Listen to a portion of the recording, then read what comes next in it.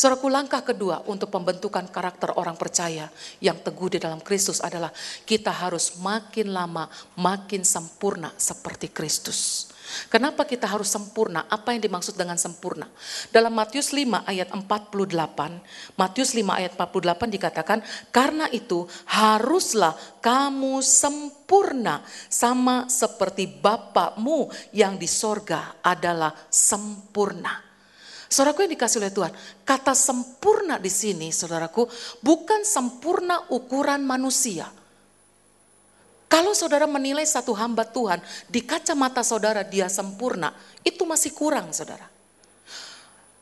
Yang Allah minta dari kita adalah sempurna, bukan sempurna manusia, tapi sempurna seperti Kristus. Waduh, berat.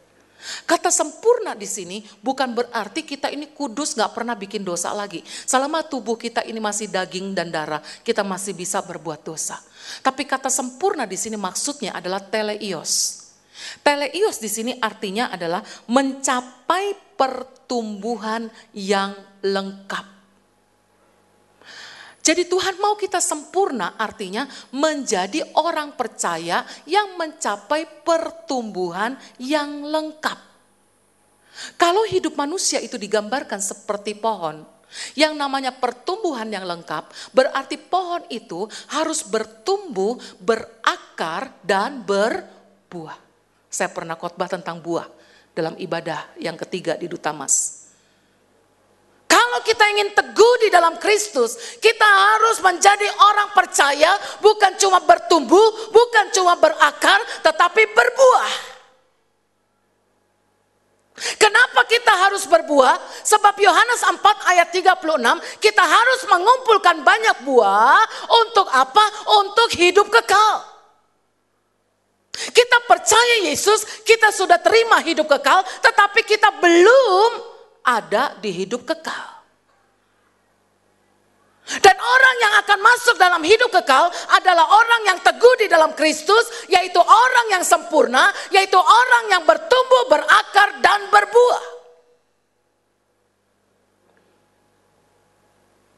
Dan buah yang Tuhan minta untuk kita kumpulkan sebagai bukti bahwa kita makin lama makin sempurna adalah bukan buah sembarang buah. Di dalam Alkitab dikupas banyak sekali buah.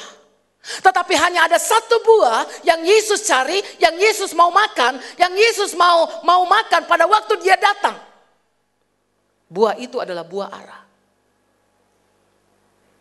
Jadi orang yang percaya Yesus, orang yang teguh di dalam Kristus, orang yang sempurna, makin lama makin sempurna seperti Kristus adalah orang yang selama hidupnya dia bekerja menghasilkan buah. Dan buah itu adalah buah ara. Tapi bukan buah ara sembarang ara. Di Alkitab ada dua macam buah ara. Buah ara yang pertama, saudaraku, waktu Sakius mau ketemu dengan Yesus. Sakius kan pendek, saudaraku, dia mau menerobos orang banyak kan gak bisa. Lalu Sakius naik ke sebuah pohon. Pohon apa namanya, saudara? Pohon ara. Sakius memiliki respon yang benar terhadap firman Tuhan. Memiliki respon yang benar menyambut Tuhan. Dia mempunyai hati yang antusias untuk ketemu dengan Tuhan. Dia mempunyai roh yang begitu menyala-nyala untuk ketemu dengan Tuhan. Tuhan tahu gak hatinya Sakius? Tahu gak kira-kira bahwa ada orang yang sedang menantikan Yesus? Tahu gak? Pasti tahu. Tuhan tahu bagaimana hati saudara. Tuhan tahu bagaimana respon saudara ketika engkau masuk dalam ruangan ini. Engkau antusias ketemu dengan Tuhan atau tidak. Tuhan tahu hati saudara. Begitu juga Tuhan tahu hatinya Sakius. Kalau saudaraku, engkau tahu ada seseorang yang begitu menyala-nyala mau ketemu dengan saudara. Ketika saudara ketemu dengan orang itu, saudara senang gak saudara? Wah, senang banget. Seorang artis kalau jumpa fans itu senang banget saudaraku. Dia bangga ada begitu banyak orang menantikan dia. Wah, semakin keangkat saudara. Tetapi aneh waktu Yesus ketemu dengan si Sakius ini saudaraku. Yesus tahu hatinya Sakius begitu menggebu-gebu mau ketemu Yesus. Tapi pada waktu Yesus sampai di pohon ara yang dinaikin oleh Sakius. Yesus katakan, Sakius turun. Kok Yesus marah? Kok responnya Yesus negatif? Bukankah Sakius hatinya menggebu-gebu mau ketemu Yesus? Bukankah Sakius mempunyai kerinduan yang begitu dalam untuk dekat dengan Yesus? Kenapa Yesus marah? Karena pohon ara yang dinaikkan oleh Sakius adalah pohon ara yang disebut sikamor. Artinya pohon yang liar, yang menghasilkan buah ara yang disebut buah ara sikamor atau buah ara yang liar. Ada banyak orang percaya ingin teguh di dalam Kristus, rohnya menyala-nyala, datang ibadah, melayani Tuhan dengan roh yang menyala-nyala, kelihatannya hebat. Tapi sayang, dia suka bergantung pada pohon ara yang disebut sikamor. Hidupnya benar menghasilkan buah, tapi buah yang dihasilkan adalah buah sikamor, buah yang liar. Ke gereja sih ke gereja, judi jalan terus. Ke gereja sih ke gereja, zina jalan terus.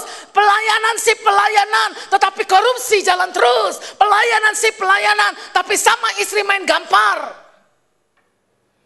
Berapa banyak orang Kristen yang seperti ini?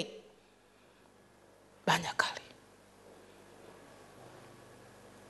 Jadi saudaraku, makin sempurna, makanya ditekankan di sini bahwa orang yang teguh di dalam Kristus harus memiliki karakter makin hari makin sempurna sama seperti Kristus.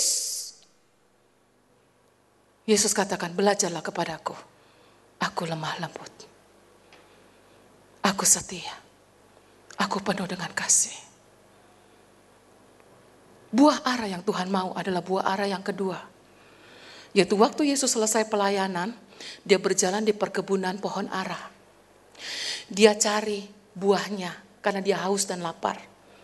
Tapi apa yang terjadi saudaraku? Dia dapatkan gak buah aranya? Gak dapat. Waktu buah ara dia gak dapat itu, kira-kira bagaimana respon Yesus? Oh iya ya, kan gak musim ara ya, gak musim berbuah ya. Oke deh, nanti tahun depan saya datang lagi. Atau oh kasihan kamu perlu pupuk ya, nanti deh saya bawa pupuk kasih sama kamu supaya kamu bisa berbuah. Begitu respon Yesus? Tidak. Waktu dia datang, waktu dia mencari buah ara, dan dia tidak mendapatkan buah ara dari pohon itu. Lalu Yesus katakan, dia mengutuk pohon itu, dan pohon itu menjadi kering. Akan ada waktunya saudara, ketika kita ingin menghasilkan buah, tapi kita sudah tidak lagi bisa menghasilkan buah. Kita sudah kering. Oleh karena saudaraku, mumpung masih kuat, mumpung masih sehat, yuk kita menghasilkan buah. Buah ara. Nah, buah ara yang Yesus cari itu adalah buah ara namanya sukon. Sukon itu artinya manis dan dapat dinikmati. Jadi orang yang makin lama makin sempurna di dalam Kristus adalah orang Kristen yang bertumbuh, berakar dan berbuah-buah di dalam Kristus. Dan buah yang dihasilkan adalah buah sukon, artinya buah yang manis, buah yang benar, buah yang dapat dinikmati. Siapa yang mau menikmati buah itu? Yesus sendiri. Yesus sendiri. Jadi saudaraku yang dikasihi oleh Tuhan, kalau kita ingin memiliki karakter seorang yang teguh dalam Kristus, mari yuk kita bertumbuh sampai kita menghasilkan buah. Dan yang bisa menghasilkan buah hanya orang Kristen yang dewasa.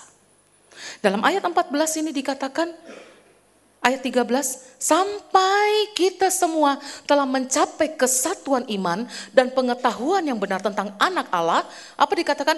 Kedewasaan penuh dan tingkat pertumbuhan yang sesuai dengan kepenuhan Kristus. Jadi makin lama makin sempurna seperti Kristus. Pengertian yang pertama adalah mencapai pertumbuhan yang lengkap, yaitu sampai menghasilkan buah. Tapi pengertian yang lain adalah dikatakan menuju kedewasaan penuh. Bagaimana kita bisa mencapai kedewasaan penuh di dalam Kristus? Saudaraku yang dikasihi oleh Tuhan, Kristus yang ada di dalam hidup kita ini harus bertumbuh menjadi dewasa. Saya pernah jelaskan ini dalam ibadah puasa, hari Jumat atau Sabtu saya lupa. Bagaimana kita bisa menjadi seorang percaya yang memiliki kedewasaan penuh di dalam Kristus? Kita harus memiliki tingkat kerohanian Kristus yang ada di dalam kita, bukan lagi Kristus yang lahir di kandang Bethlehem. Menjadi seorang Kristen yang gampang nangis, yang gampang tersinggung. Menjadi Kristen kanak-kanak yang maunya dilayani, yang maunya diperhatikan. Bukan waktunya itu lagi. Kita harus meningkat. Menjadi Kristus yang mati di atas kayu salib. Artinya saudaraku, kita disucikan. Kita berubah. Kita tidak liar lagi. Kita tidak menjadi sikamor lagi. Tapi kita menjadi sukon. Gak cukup disucikan. Setelah mati Yesus bangkit. Itu bicara tentang pembenaran. Gak cukup cuma disucikan. Kita perlu dibenarkan. Kemudian langkah selanjutnya saudaraku, pertumbuhan kedewasaan di dalam Kristus ini. Jangan berhenti sampai dibenarkan.